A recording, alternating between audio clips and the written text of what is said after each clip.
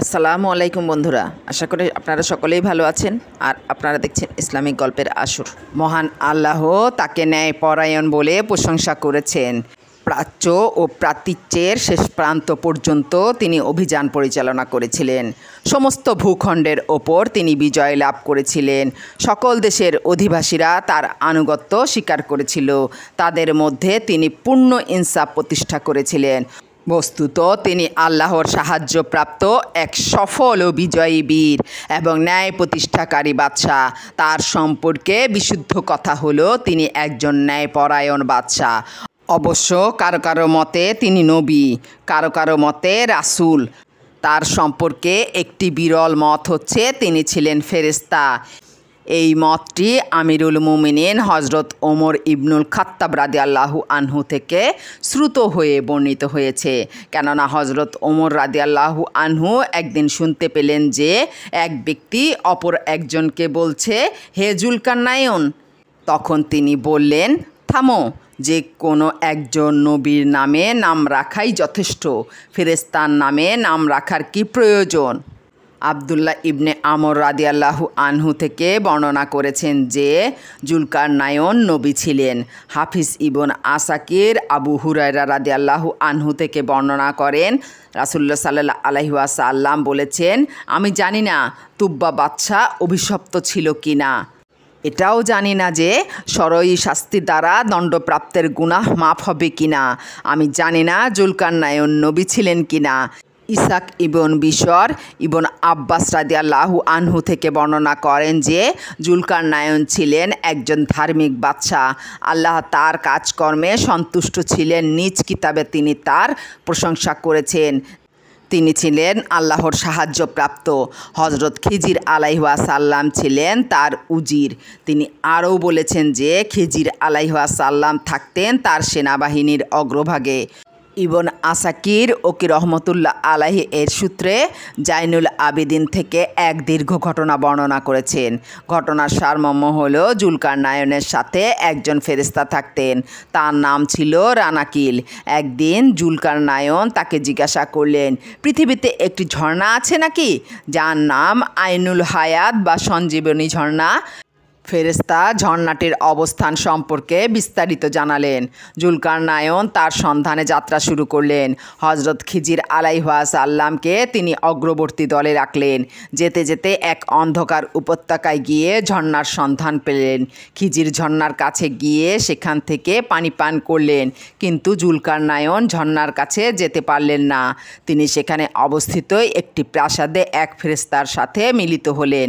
ফেরেশতা জুলকারনাইনকে একটি পাথর দান করলেন।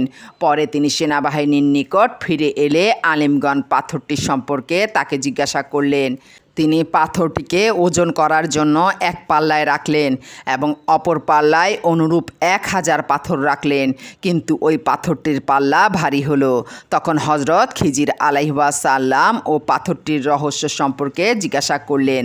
তখন তিনি তার বিপরীত পাল্লায় একটি পাথর উঠিয়ে তার ওপর এক মুষ্টি মাটি ছেড়ে দিলেন। এবার পাল্লাটি ভারী হয়ে গেল। তখন তিনি বললেন, এটা ঠিক বনি আদমের উপমা, যারা কবরের মাটি ছাড়া কোনো কিছুতেই তৃপ্ত হয় না। এ দৃশ্য দেখে আলিমগণ ভক্তিভরে তার প্রতি নত হলেন।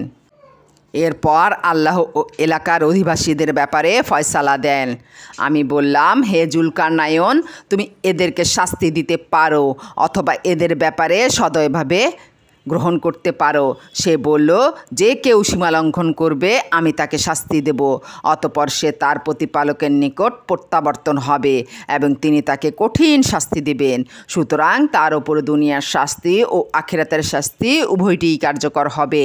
দুনিয়ার শাস্তির কথা আগে বলা হয়েছে, কেননা কাফিরদের জন্য এটা সাবধান ও সতর্কতা স্বরূপ।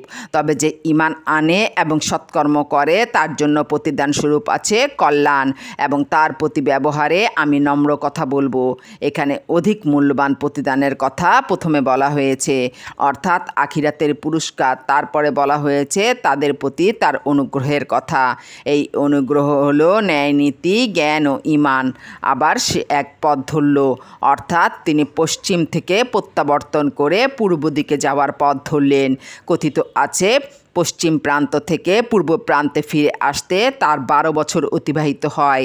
চলতে চলতে যখন সে সূর্যোদয় স্থলে পৌঁছালো তখন সে দেখল তা এমন এক সম্প্রদায়ের ওপর উদিত হচ্ছে যাদের জন্য সূর্যতাপ থেকে কোনো অন্তরাল আমি সৃষ্টি করিনি, অর্থাৎ তাদের কোনো ঘরবাড়ি ছিল না, সূর্যের তাপ থেকে বাঁচার কোনো উপায় ছিল না।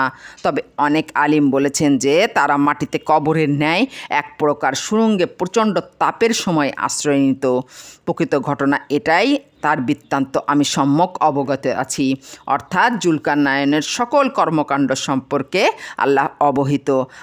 আমি তাকে হেফাজত করেছিলাম এবং পৃথিবীর পশ্চিম থেকে পূর্ব সীমান্ত পর্যন্ত সুদীর্ঘ যাত্রাপথে আমার প্রহরা তার ওপর কার্যকর ছিল। উবায়দ ইবন উমায়র ও তার পুত্র আবদুল্লাহ প্রমুখ আলিমগণ বলেছেন যে জুলকারনায়ন পদব্রজে হজ পালন করেন। হজরত ইব্রাহিম খলিল আলাইহিসসালাম জুলকারনায়নের আগমনের সংবাদ পেয়ে সম্মুখে অগ্রসর হয়ে তার সাথে সাক্ষাৎ করেন।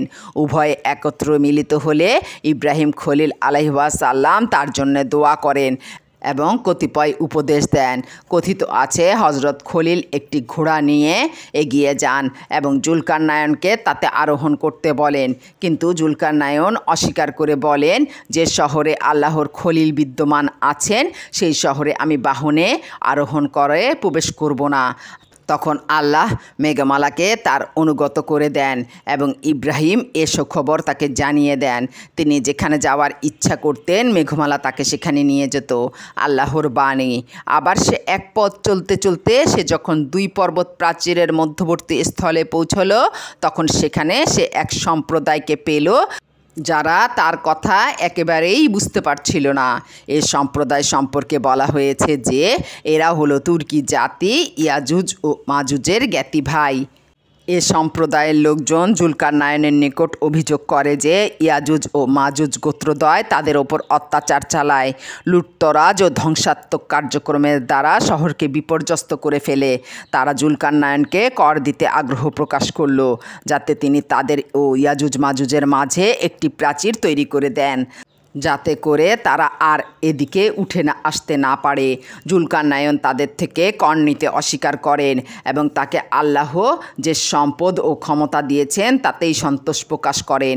তিনি বললেন, আমার প্রতিপালক আমাকে যে ক্ষমতা দিয়েছেন তাই উৎকৃষ্ট। তিনি তাদেরকে শ্রমিক ও উপকরণ সরবরাহ করতে বললেন এবং উক্ত 2 পর্বতের মধ্যবর্তী ফাঁকা স্থান ভরাট করে বাঁধ নির্মাণ করে দেওয়ার প্রতিশ্রুতি দিলেন।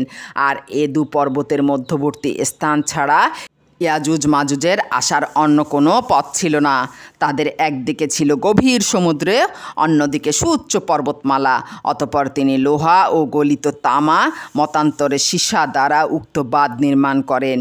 সে মতে এ বাঁধ নির্মাণে তিনি ইটের পরিবর্তে লোহা এবং সুরকির পরিবর্তে তামা ব্যবহার করেন।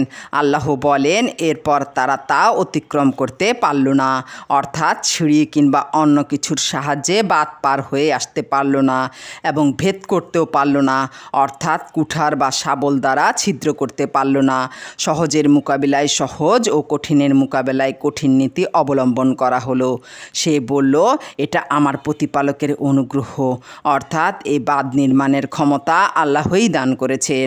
এটা তারই অনুগ্রহ ও দয়া, কেননা এর দ্বারা উক্ত সীমালঙ্ঘনকারী জাতির অত্যাচার থেকে তাদের প্রতিবেশী লোকদেরকে রক্ষা করতে পেরেছেন।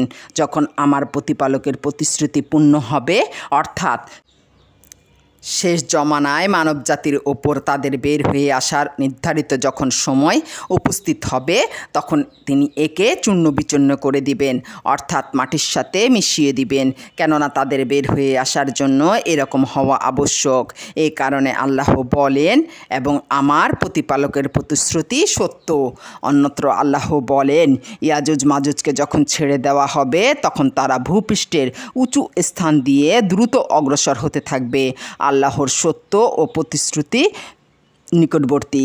এজন্য এখানেও আল্লাহ বলেছেন, সেদিন আমি তাদেরকে ছেড়ে দেব এই অবস্থায় এক দল আর এক দলের ওপর তরঙ্গের মতো পতিত হবে। সেদিন বলতে বিশুদ্ধ মতে বাঁধ ভেঙে দেওয়ার দিনকে বোঝানো হয়েছে এবং শিঙায় ফুৎকার দেওয়া হবে। অতঃপর আমি তাদের সকলকেই একত্রিত করব। সূরা কাহফ 99 নম্বর আয়াত।